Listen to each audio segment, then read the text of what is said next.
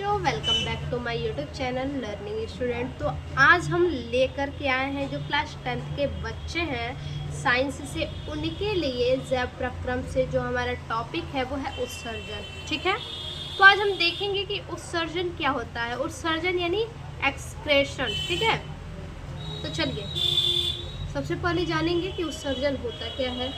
देखिए, शरीर में होने वाली विभिन्न उपापचयी क्रियाओं के परिणाम स्वरूप हानिकारक तथा विषाक्त अपशिष्ट पदार्थों का निर्माण होता है। ठीक है, शरीर में होने वाली विभिन्न उपापचयी क्रियाएं मतलब जो अपशिष्ट पदार्थ होते हैं उन्हीं को कहते हैं। उपापचयी क्रियाओं के परिणाम स्वरूप हानिकारक तथा विषाक्त अपशिष्ट पदार्थों का निर्माण होता है। ठीक है, कैसे पदार्थों का? तो अपशिष्ट पदार्थों का निर्माण होता है। इन पदार्थों को शरीर से बाहर निकलने की क्रिया को उत्सर्जन कहते हैं। ठीक है, शरीर से बाहर निकलने की क्रिया को उत्सर्जन कहते हैं तथा उत्सर्जन को संपन्न करने वाले अंग को उत्सर्जी अंग कहते हैं। ठीक है, अब इसको समझते हैं। देखिए, समझिए। देखिए, जो हमारा शरीर होता है, शरीर के अंदर बहुत से अपशिष्ट पदार्थ है। ठीक है, शरीर के अंदर क्या है? हमारे शरीर के अंदर जो है कि बहुत से अपशिष्ट पदार्थ है। ठीक है, अब अपशिष्ट पदार्थ क्या होता है भाई, ये भी ज़रूरी है कि अपशिष्ट पदार्थ होता क्या है। तो अपशिष्ट पदार्थ का मतलब कि बेकार चीज़, फालतू चीज़। जैसे बेकार में क्या है? अपशिष्ट पदार्थ में जैसे पेशाब होता है। ठीक है, पेशाब, पसीना, ठीक है, CO2, उसके बाद बलगम, ये सभी क्या है? हमारे बॉडी में अपशिष्ट पदार्थ है। ठीक है, ये सभी क्या है? बॉडी में हमारे अपशिष्ट पदार्थ है। ठीक, अब ये सभी जो अपशिष्ट पदार्थ हैं,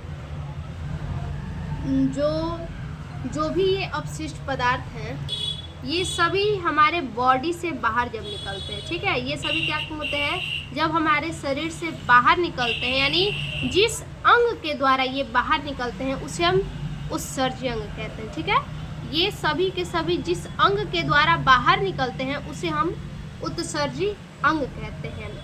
और निकलने की जो क्रिया होती है उसे हम क्या कहते हैं? उत्सर्जन कहते हैं। ठीक है, जो निकलने की क्रिया होती है उसे हम उत्सर्जन कहते हैं। और जिसके द्वारा निकलता है, ठीक है, जिसके द्वारा यानी जिस अंग के द्वारा निकलता है उसे हम क्या कहते हैं? उत्सर्जन अंग कहते हैं। ठीक है, और जिस क्रिया से निकलता है उसे हम उत्सर्जन कहते हैं। देखिए, जैसे स्टूडेंट है कोई, ठीक है, जैसे कि एक टीचर है, स्टूडेंट को पढ़ा रहा है। ठीक है, तो स्टूडेंट क्या कर रहा है? जाहिर सी बात है, स्टूडेंट क्लास में बदमाशी करते ही करते हैं। ठीक है, तो टीचर क्या किया? स्टूडेंट को उठाया और बोला, बाहर जा, भगा दिया उसको बाहर। ठीक है, तो बाहर तो भगा दिया, ठीक है, लेकिन जो स्टूडेंट को भगा दिया, ठीक है, स्टूडेंट को भगा दिया तो स्टूडेंट क्या हुआ? क्लास से बाहर गया। ठीक है, तो क्लास से बाहर गया तो वो क्या हो जाएगा? उत्सर्जी अंग वो कहलाएगा। ठीक है, सपोज डैट वो कहाँ गया? बाहर गया। ठीक है, तो किससे गया? क्लास से बाहर गया, तो वो उत्सर्जी अंग कहलाएगा। और वही जो स्टूडेंट भाग कर गया, यानी जो उसके जाने की क्रिया हुई, वो उत्सर्जी पदार्थ कहलाएगा। ठीक है, जो जाने की क्रिया हुई, ठीक है, जाने की जो उसकी क्रिया है वो क्या कहलाएगा? उत्सर्जी पदार्थ कहलाएगा। ठीक, और कहाँ से गया? तो क्लास से गया। ठीक है, क्लास से बाहर गया तो वो उत्सर्जी अंग कहलाएगा।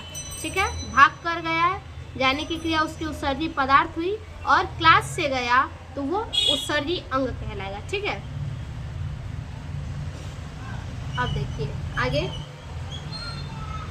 यानी सीधा से समझिए कि हमारे बॉडी से, ठीक है, हमारे बॉडी से खराब पदार्थ का निकलने की क्रिया क्या होता है? उत्सर्जन कहलाता है। ठीक है, हमारे बॉडी से जो खराब पदार्थ होते हैं, जो अपशिष्ट पदार्थ होते हैं, उन्हें बाहर निकलने की क्रिया क्या होता है? उत्सर्जन कहलाता है। ठीक है, अब उत्सर्जन अंग कौन कौन से होते हैं उसको देखिए। उत्सर्जन अंग जो होते हैं वो 5 होते हैं। पहला होता है त्वचा, ठीक है, पहला त्वचा होता है।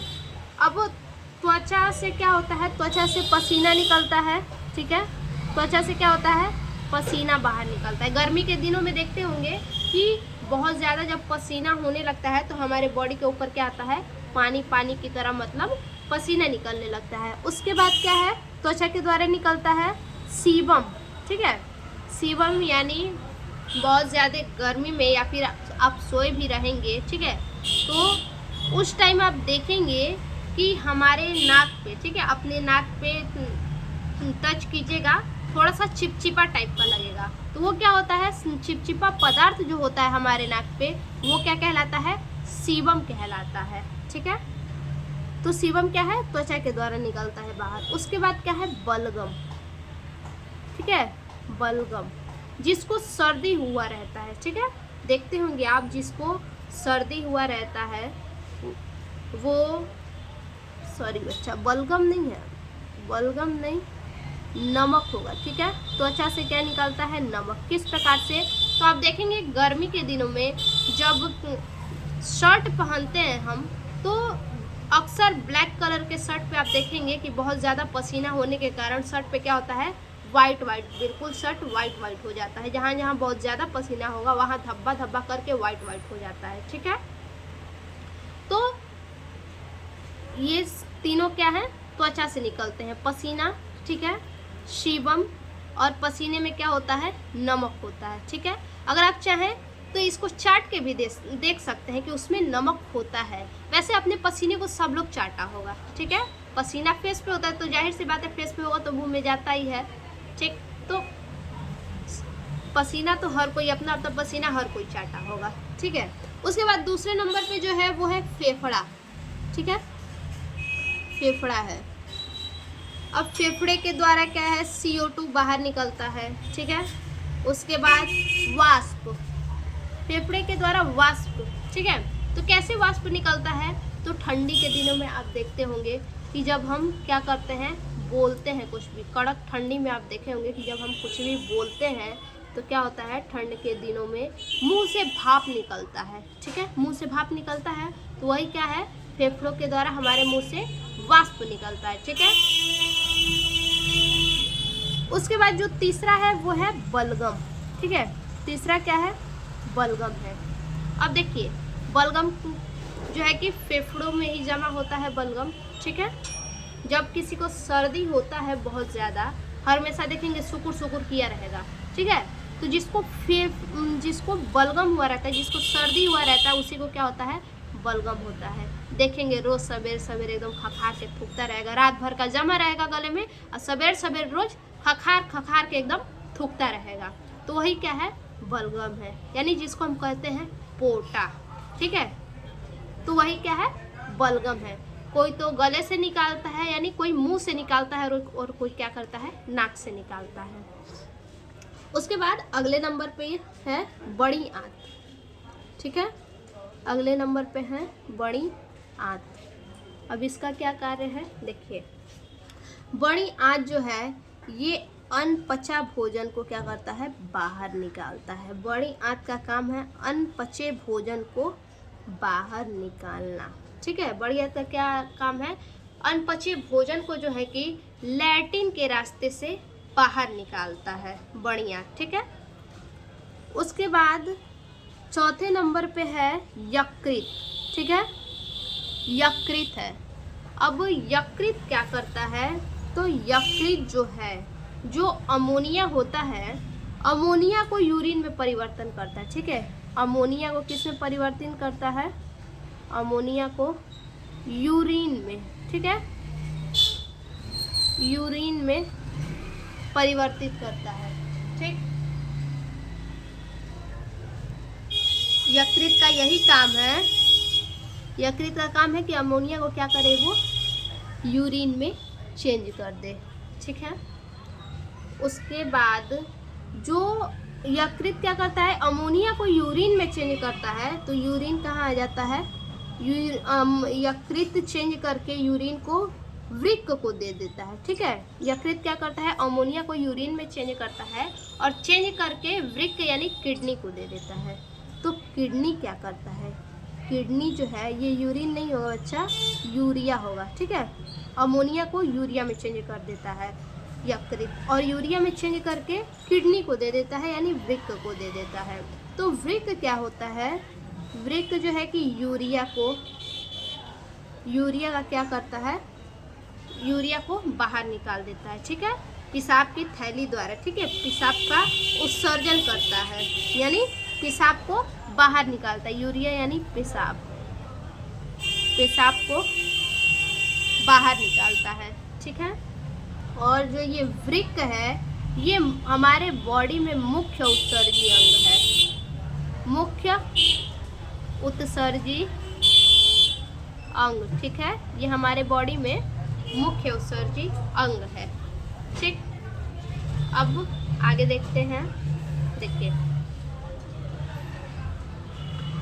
थोड़ा नोट्स के भी माध्यम से समझ लीजिए। देखिए, उत्सर्जन के प्रकार। अब उत्सर्जन कितने प्रकार के होते हैं समझिए। अमीनो अम्ल का उत्सर्जन। ठीक है, पहला है अमीनो अम्ल का उत्सर्जन। इनमें उत्सर्जी पदार्थ अमीनो अम्ल होता है।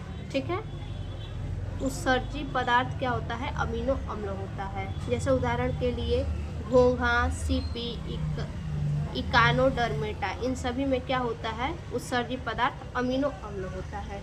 ठीक है, उसके बाद दूसरा है अमोनिया उत्सर्जन। अमोनिया का उत्सर्जन, जैसे अभी हमने बताया यकृत क्या करता है, अमोनिया को यूरिया में चेंज कर देता है। तो वही बोल रहा है कि अमोनिया का उत्सर्जन किस प्रकार होता है। देखिए, इनमें नाइट्रोजन का उत्सर्जन मुख्यतः यूरिया के रूप में होता है। नाइट्रोजन का उत्सर्जन किसके रूप में होता है, यूरिया के रूप में। जो यूरिया होता है इसमें क्या होता है, नाइट्रोजन होता है। ठीक है, जो कि इसे उत्सर्जित करने वाले जंतु के लीवर में।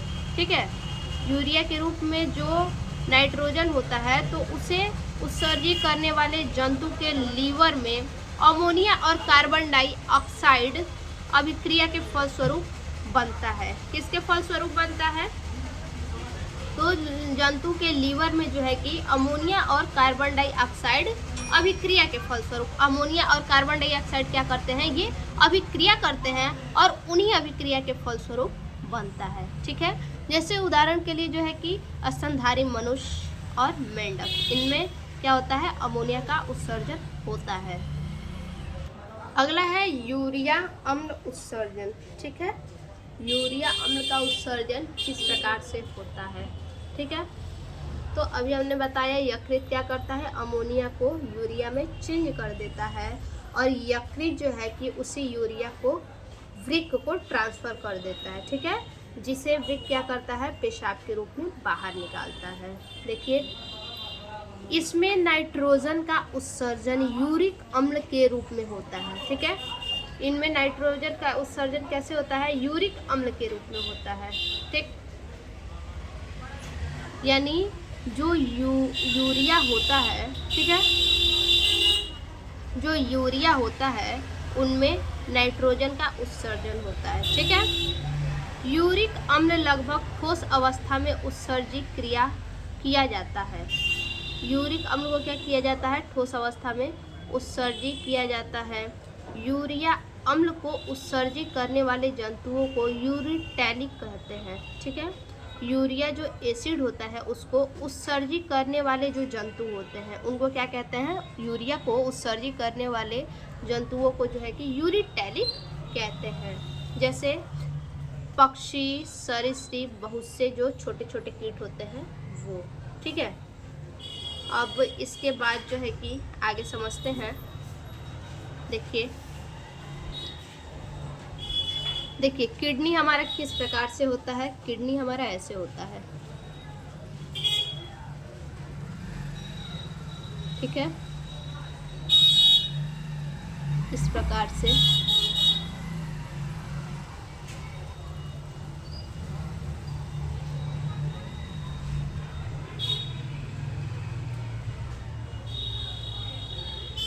ठीक, और इसके ऊपर जो है थैलीनुमा लगा रहता है, ठीक है। इसके ऊपर क्या होता है, थैलीनुमा लगा रहता है, जिसे हम क्या कहते हैं, अधिवृक्क कहते हैं, ठीक है, अधिवृक्क कहते हैं।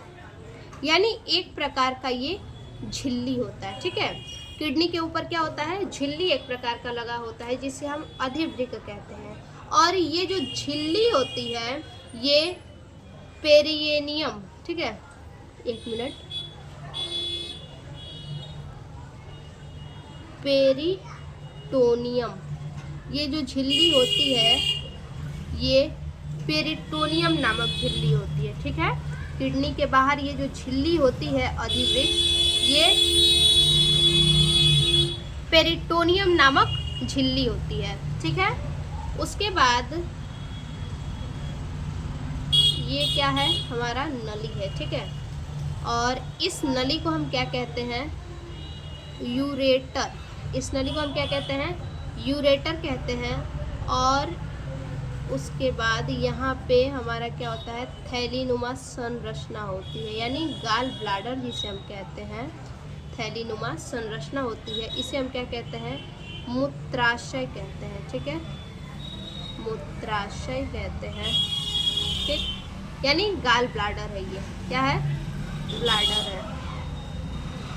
और इसमें जो है कि ये जो नीचे वाला भाग है इसे हम क्या कहते हैं, यूरेथ्रा कहते हैं, ठीक है। इसे हम क्या कहते हैं, यूरेथ्रा, ठीक। ये हमारा यूरेथ्रा है।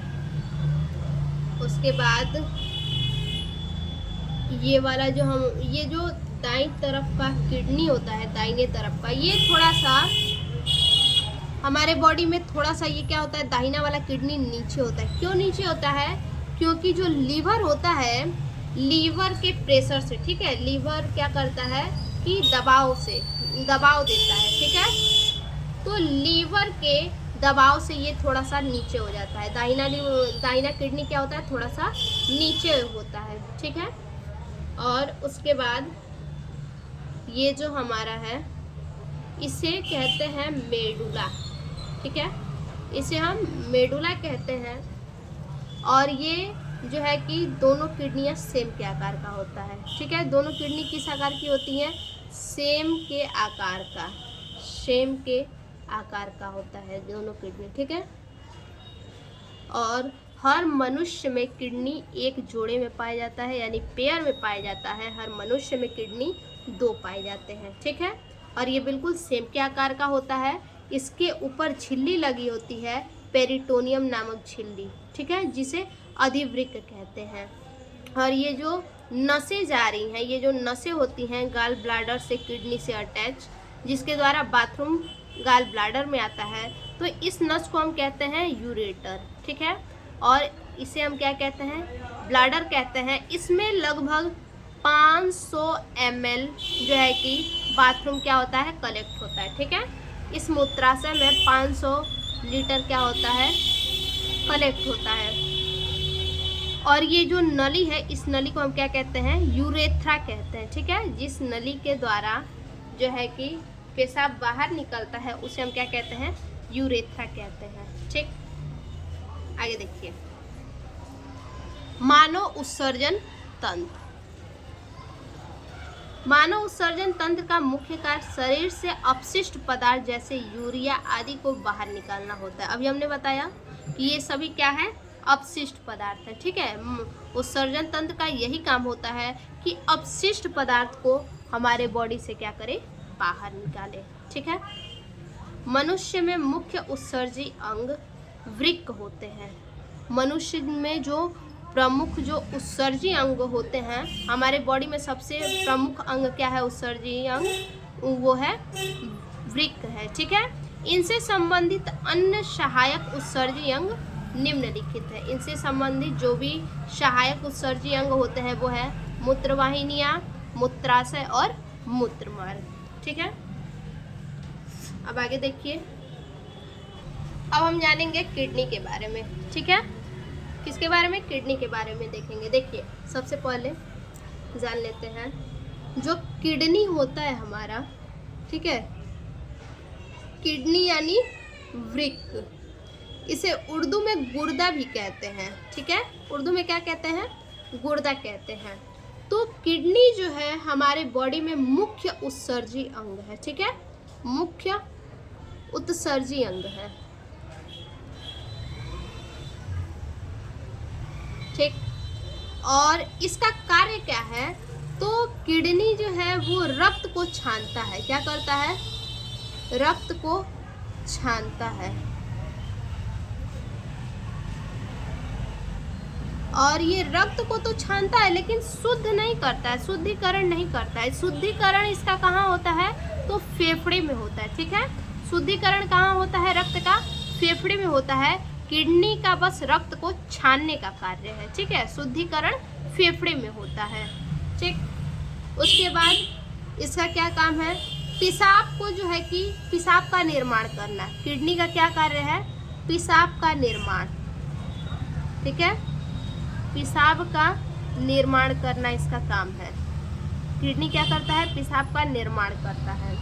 उसके बाद जो एसिड और बेस होता है, ठीक है, अम्ल और क्षार होता है, अम्ल और क्षार होता है, उसको नियंत्रित करता है। यानी एसिड और बेस के पीएच को क्या करता है, नियंत्रित करता है, ठीक है। जो लोग देखते होंगे आपकी जो जहर खा लेते हैं उनका क्या होता है, जांच होता है तो किडनी नहीं जांच किया जाता है, ठीक है, लीवर जांच किया जाता है, ठीक है। क्यों, क्योंकि जब कोई भी जहर खाता है तो वो सबसे पहले लीवर में जाता है, ठीक है, और लीवर के बाद किडनी में जाता है। तो किडनी क्या करता है, किडनी तो भाई ऐसे ही एसिड और बेस को क्या कर रहा है, इन दोनों को नियंत्रित कर रहा है, इनके पीएच को क्या कर रहा है, नियंत्रित कर रहा है, यानी बैलेंस कर रहा है। तो जाहिर सी बात है जहर भी जाएगा तो जहर को भी क्या कर देगा, निष्क्रिय कर देगा, ठीक है। किडनी क्या करता है, जहर को निष्क्रिय कर देता है, ठीक है, जहर को निष्क्रिय कर देता है किडनी, ठीक। उसके बाद देखिए जहर पहले लीवर में पहुंचता है, ठीक है, जहर सबसे पहले कहाँ पहुंचता है, लीवर में पहुंचता है। और अगर कोई थोड़ा बहुत जहर खा रहा है, ठीक है, जैसे मूस का दवा वगैरह हुआ, तो ये सब थोड़ा बहुत जो जहर खा रहा है तो वो कभी मरेगा नहीं। क्यों नहीं मरेगा, क्योंकि किडनी ऑलरेडी है, जो कि हमारे बॉडी में जो किडनी ऑलरेडी है वो क्या कर रहा है, जहर को निष्क्रिय कर दे रहा है। लेकिन हाँ, ये बात जरूर याद रखिएगा कि जो जहर होता है सबसे पहले लीवर तक पहुंचता है, ठीक है, और लीवर के बाद क्या, किडनी में पहुंचता है। तो उसका जो भी मतलब प्रभाव पड़ेगा, अगर जहर थोड़ा ज़्यादा अगर वो खा ले कोई व्यक्ति तो उसके लीवर में सबसे ज़्यादा प्रभाव पड़ेगा, ठीक है। लेकिन किडनी में उसका प्रभाव नहीं दिखाई देगा, क्योंकि किडनी क्या कर दे रहा है, जहर को निष्क्रिय कर देता है, ठीक है। किडनी क्या करता है, जहर को बिल्कुल निष्क्रिय कर देता है, ठीक। तो इसीलिए जब चेकअप होता है तो किडनी का चेकअप न हो करके लीवर का चेकअप होता है, ठीक है। और ऐसा सब आपको एग्जाम में भी पूछे जाते हैं कि सबसे पहले जहर का इफेक्ट कहाँ होता है, उसके लिए किसका जांच सबसे पहले करते हैं, तो लीवर का जांच करते हैं, ठीक है, किडनी का जांच नहीं करते हैं। किडनी में कुछ भी नहीं मिलेगा क्योंकि वो जहर को निष्क्रिय कर देता है। क्यों निष्क्रिय कर देता है, क्योंकि एसिड और बेस के पीएच को वो क्या करता है, मेंटेन करता है, ठीक है, इसीलिए निष्क्रिय कर देगा जहर को। उसके बाद ये जो किडनी होता है वो संख्या में कितना होता है, 2 होता है, ठीक है, संख्या में 2 होता है। और इसका जो भार होता है, भार लगभग 150 ग्राम होता है, ठीक है, लगभग भार इसका कितना होता है, 150 ग्राम होता है। और अभी हमने बताया ये किस झिल्ली से बना होता है, किडनी का जो अधिवृक्क होता है, ठीक है, तो वो किस झिल्ली से बना होता है, यानी किस झिल्ली से ढका होता है, ठीक। तो हमारा जो ब्रेन है वो भी एक झिल्ली से ढका हुआ है।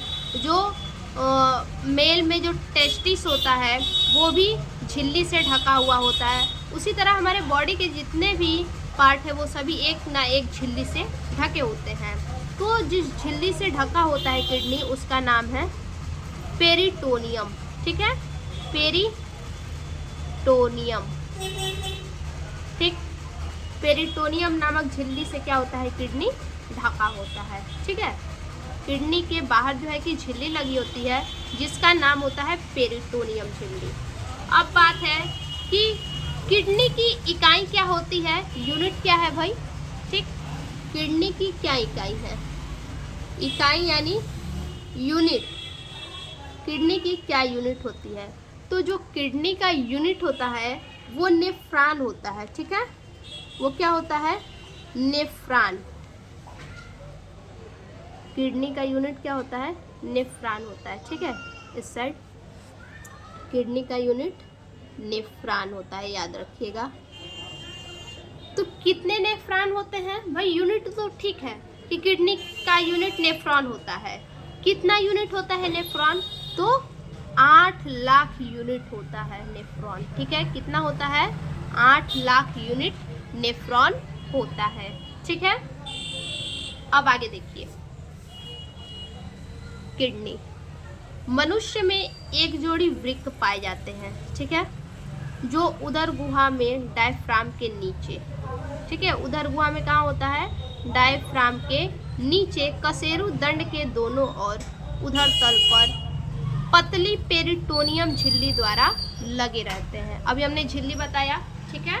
तो उधर तल पर पतली पेरिटोनियम झिल्ली द्वारा लगे रहते हैं। अब वृक्क की जो है कि संरचना हम देख लेते हैं, क्या संरचना है। देखिए वृक्क की जो संरचना है, वृक्क सेम के बीच के आकार के कत्थई लाल भूरे रंग के अंग होते हैं, ठीक है। वृक्क जो है वो सेम के आकार का जो बीज होता है उसी तरह से होता है, किस कलर का, तो कत्थई लाल भूरे रंग का अंग होता है, ठीक है। यह लगभग 10 सेंटीमीटर लंबा, ठीक है। किडनी की जो लंबाई होती है वो कितना होता है, 10 सेंटीमीटर लंबा, यानी कि ये जो इसकी ये लंबाई है ये 10 सेंटीमीटर होता है, कितना, 10 सेंटीमीटर लंबा। और चौड़ाई 5 से 6, ठीक है, यानी ये जो चौड़ाई है वो 5 से 6 सेंटीमीटर तथा 2 से 5 सेंटीमीटर मोटाई, ठीक है। तो इसकी जो मोटाई होती है ना, इसकी जो मोटाई होगी वो कितना होगा, वो लगभग 2 से 5 सेंटीमीटर होगा, ठीक है। मोटाई कितनी होगी, 2 से 5 सेंटीमीटर होता है, ठीक। पुरुष में वृक्क का भार 130 से 160, अभी हमने बताया कितना, भार 150 ग्राम, ठीक है। तो यानी उसी के इर्द गिर्द है लगभग 130 से 160, तथा स्त्रियों में 110 से 150 ग्राम, ठीक है, तक होता है।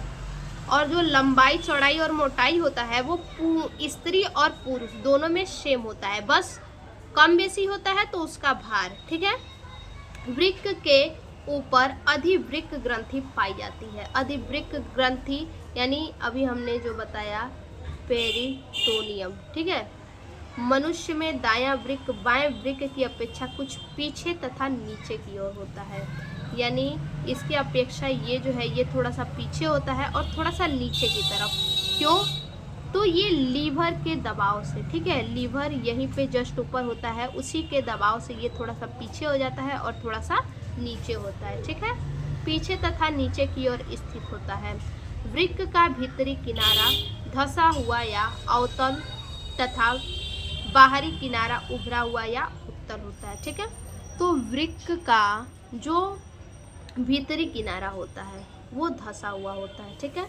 ये जो भीतरी किनारा है ये क्या होता है, धंसा हुआ होता है, ठीक है, ये धंसा हुआ होता है या अवतल। और बाहरी किनारा क्या होता है, उभरा हुआ यानी उठा हुआ होता है, उत्तल होता है, ठीक है। अवतल तल, अवतल तल भीतर की ओर धंसकर एक गर्त बनाता है। अवतल तल क्या करता है, भीतर की ओर धंस जाता है और धंसकर एक गर्त बनाता है, ठीक है, यानी जो उठा हुआ भाग रहता है, जिसे नाभिक या हाइलम कहते हैं। तो नाभिक या हाइलम यानी ये जो चीज़ है ये क्या है, नाभिक या हाइलम इसको कहते हैं। ये जो मुख्य द्वार है इसको हम क्या कहते हैं, नाभिक या हाइलम इसको कहते हैं, ठीक है। यहाँ से मूत्र नलिका निकलती है, ठीक है, यहीं से क्या होता है, मूत्र नलिका निकलती है। जो उदर के निचले भाग में स्थित थैली नुमा मूत्राशय में खुलती है। यानी ये जो थैली नुमा मूत्राशय है इसी में क्या होता है आकर के खुलता है। प्रत्येक वृक्क धमनी द्वारा रुधिर प्राप्त करता है। प्रत्येक वृक्क क्या करता है, प्रत्येक किडनी क्या करता है, वृक्क धमनी के द्वारा, ठीक है, वृक्क धमनी के द्वारा रुधिर प्राप्त करता है। ठीक है, जो नसें होती हैं, जो धमनियाँ होती हैं, उसी के द्वारा किडनी क्या करता है, रुधिर प्राप्त करता है। और वृक्क शिरा द्वारा वृक्क से शुद्धिकरण के बाद, जो वृक्क शिरा होता है यानी ये जो शिरा है उसी को बोला है कि वृक्क के शुद्धिकरण के बाद रुधिर एकत्रित होकर महाशिरा में पहुंचता है। ठीक है, रुधिर क्या होता है, एकत्रित होकर महाशिरा में पहुंचता है। तो आई होप बच्चा आप लोगों को मैंने बहुत अच्छे से ये उत्सर्जन के पार्ट को समझाया। फिर से मिलते हैं ऐसे एक नए वीडियो में अगले पार्ट के साथ इसके, तब तक के लिए धन्यवाद।